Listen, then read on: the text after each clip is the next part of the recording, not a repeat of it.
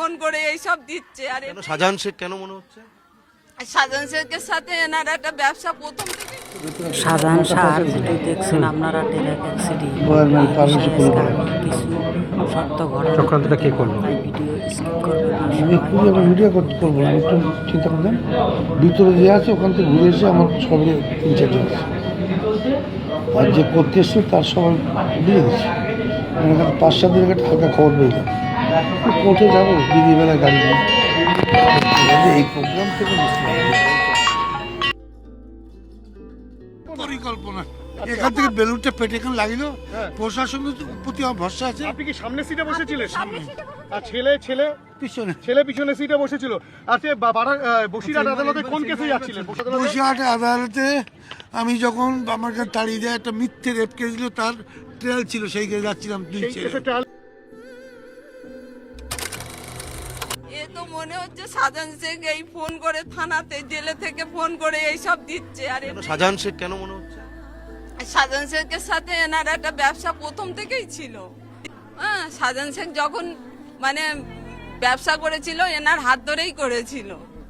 আপনারা কি চাইছেন এখন? আমরা চাচ্ছি তো উপযুক্ত যেন শাস্তি পায়, আর সিবিআই তদন্ত, আমরা এটাই চাচ্ছি। আমাদের পুলিশ এখানটা কেনা হয়ে বসে আছে। শাহজাহান শেখের বাড়ি ঘর তো সব লুট করে, ঘর বাড়ি ভেঙে চুরে আমাদের তছনছ করে দিয়েছে।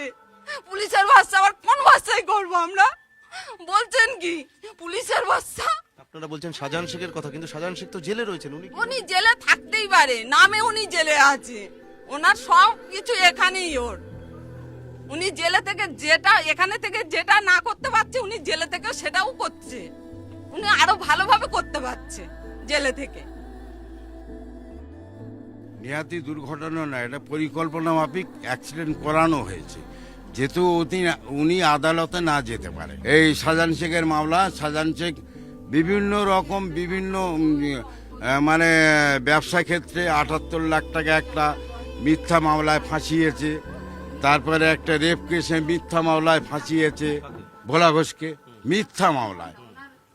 আর সেইগুলো পরিচালনা করছে ওখান থেকে, সেন্ট্রাল জেল থেকে বলে দিচ্ছে মুসলিম শেখকে, সবিতা রায়কে, শাহজাহান শেখ, ইমান গাজী আছে এখানে, এদেরকে বলে দিচ্ছে তোরাই সন্দেশখালিটা পুরো পরিচালনা করবি, আমি যেভাবে করতাম সেইভাবে করবি, না পারলে আমার কাছে বুদ্ধি নিবি। ও সেন্ট্রাল জেল থেকে বলতো। আর ওর তো টাকার পাহাড়, এখানে টাকা তো আছে, এরা ওর টাকা খাচ্ছে। মুসলিম শেখ, ইমান গাজী, তোমার সবিতা রায় টাকা খাচ্ছে, টাকা হদ্দম দিচ্ছে, এরা কাজ চালিয়ে যাচ্ছে। ইমান গাজী হলো এখানকার নতুন সভাপতি হয়েছে, মাস 2 হচ্ছে। শাহজাহান করিয়েছে এবং যে ট্রাক চালিয়ে মেরেছে সে শাহজাহানের লোক এবং তার ছেলে ওয়ান অফ দি অ্যাকিউজড। সব পেয়ে গেছি, ডোন্ট ওয়ারি। এই জন্য এই মামলা সরানো উচিত পশ্চিমবঙ্গ থেকে।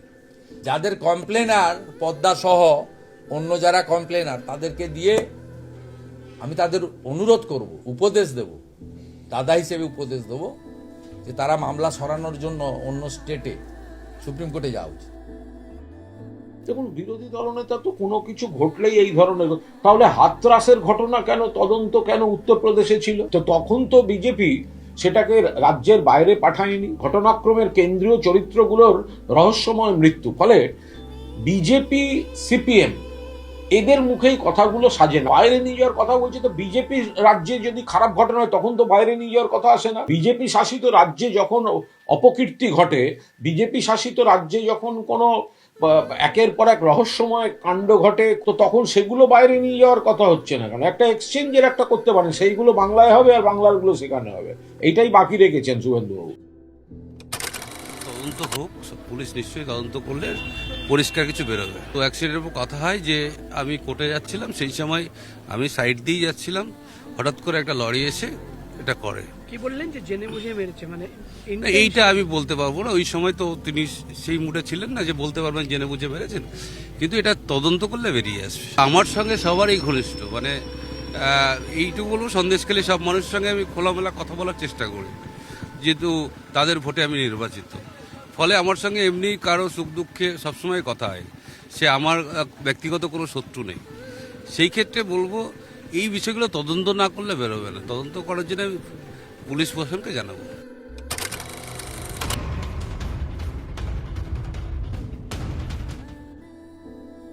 ভোলা ঘোষের অ্যাক্সিডেন্ট, উনি আজকের কোর্টের রায় ঘোষণা ছিল, শাহজাহানের এগেনস্টে উনি সাক্ষী ছিলেন। আজকের প্ল্যান করে ওনাকে মারার চেষ্টা হয়েছে, তাতে ওনার ছেলে এবং ওনার ড্রাইভার মারা গেছেন। যে গাড়িটা নিয়ে এই ঘটনাটা ঘটানো হয়েছে, 1.5 বছর ধরে তার ইএমআই দেওয়া হচ্ছিল না এবং আজকেরই সেই ইএমআই এর ডেট ছিল। অ্যাক্সিডেন্ট ঘটানোর পরেই ড্রাইভার কিভাবে বাইক পেয়ে গেল এবং সেই বাইক থেকে ফারার হয়ে গেল, এখানে তাহলে সাধারণ মানুষের নিরাপত্তা কোথায়? এই ঘটনাটা তো আমার সাথে আপনার সাথেও হতে পারে। এই সরকার আর আমাদের প্রয়োজন নেই, এই সরকারের থেকে আমরা কোনো নিরাপত্তা পাই না। মেরে দিতে পারে এরা সাক্ষী, এখন ট্রায়াল হয়তো হতে পারে, কাস্টডি ট্রায়াল হতে পারে, তার জন্য মেরে দাও সাক্ষীকে, করতেই পারে। এটাই তো মস্তানদের সব থেকে বড় কেরামতি। পশ্চিমবঙ্গে শাহজাহানদের যাতে কিছু না হয় তার জন্য পশ্চিমবঙ্গ সরকার সক্রিয়, করতেই পারে। এটা খুব স্বাভাবিক ঘটনা, মেরে দিতে চেষ্টা করছে। তাই যারা কাস্টডি মানে যারা উইটনেস আছে, সে উইটনেসকে প্রোটেকশন দেওয়ার দায়িত্ব কিন্তু পশ্চিমবঙ্গ সরকারের পুলিশ বিভাগে।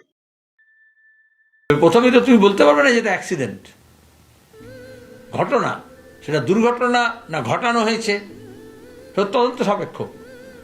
কিন্তু এই উইটনেস প্রোটেকশনের দায়িত্ব হচ্ছে ইনভেস্টিগেটিং এজেন্সির, তাহলে কেউই তো সাক্ষী দিয়ে এগিয়ে আসবে না। তা রাজ্য সরকারের, রাজ্যের পুলিশের এবং সিবিআইয়ের উভয়ের দায়িত্ব। আমরা এর আগে দেখেছি বকটি কাণ্ডের পরে সিবিআইয়ের হেফাজতে সাক্ষী মারা গেছে। তাহলে ইডি সিবিআই কীভাবে চলছে আর রাজ্য পুলিশ কীভাবে চলছে সেটা অভয়াকাণ্ড থেকে আমরা দেখতে পাচ্ছি। কোন অভিযোগের উপর তো আর জিএসটি এখনো বসেনি, ফলে যে কেউ রাজনৈতিক ফায়দার জন্য অভিযোগ করতে পারে। বিজেপির মুখে বা বিরোধীদের মুখে এসব সাজে না। সিপিএম জমানায় কতজন সাক্ষী সব রহস্যজনক ভাবে, এমনকি লালবাজারের উপর থেকে তিনি নাকি ঝাঁপ মেরে মারা গেছেন, এইসব হয়েছে। তো ফলে এদের মুখে, এই বিজেপি, এই সিপিএম এর মুখে এইসব কথাবার্তা শোভা পায় না। কিন্তু একটা মর্মান্তিক দুর্ঘটনা ঘটেছে, অত্যন্ত বাজে মৃত্যু হয়েছে, পুলিশের উপর ছাড়ুন না, পুলিশ দেখছে।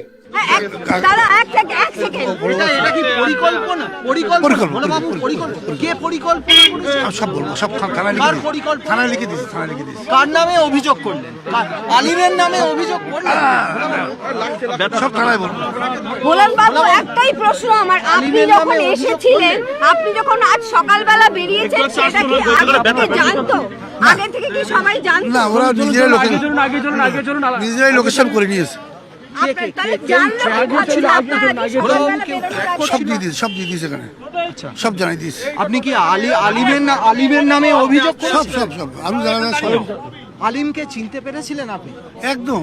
আলিমের পরিবার বলছে যে ভোলা ঘোষ কি চিনতে পেরেছে? এটা আলিম তো সিবিআই নোটিশ পেয়ে পালিয়ে আছে, তার সত্ত্বেও মার্ডারের কেসের জন্য লোককে মারাতে যেতে দেখা হচ্ছে। এই পরিকল্পনাটা কার বলে মনে হয়? হেড অফ দ্য ডিপার্টমেন্ট আমি শেখ শাহজাহান। আচ্ছা, আপনাকে একটাই কথা, আপনার যে আজকে সকালবেলার যে বেরোনোর কথা, সেটা কে জানতো? আপনি না, আমার ছেলে আর আমি জানতাম। ড্রাইভার কাজটি বললাম বসে আর যাবো, আমার কেসের ডেট আছে, সাক্ষী। কিন্তু কটার সময় বেরোচ্ছেন? 9টায়। ও তো বাড়ির ধারে লোক নিশ্চয় রেকি করে রাখে। আলিমের পরিবার বলছে সেটা বলতে পারে, ওরা সকালবেলায় এমনি বেরিয়েছিল। আপনার বাড়ির সামনে যে ওরা লোক রেখে দিচ্ছে, সেটা জেনে নিচ্ছি। এমএলএ আপনাকে, এমএলএ বলছে আপনার দায়িত্ব নিচ্ছে।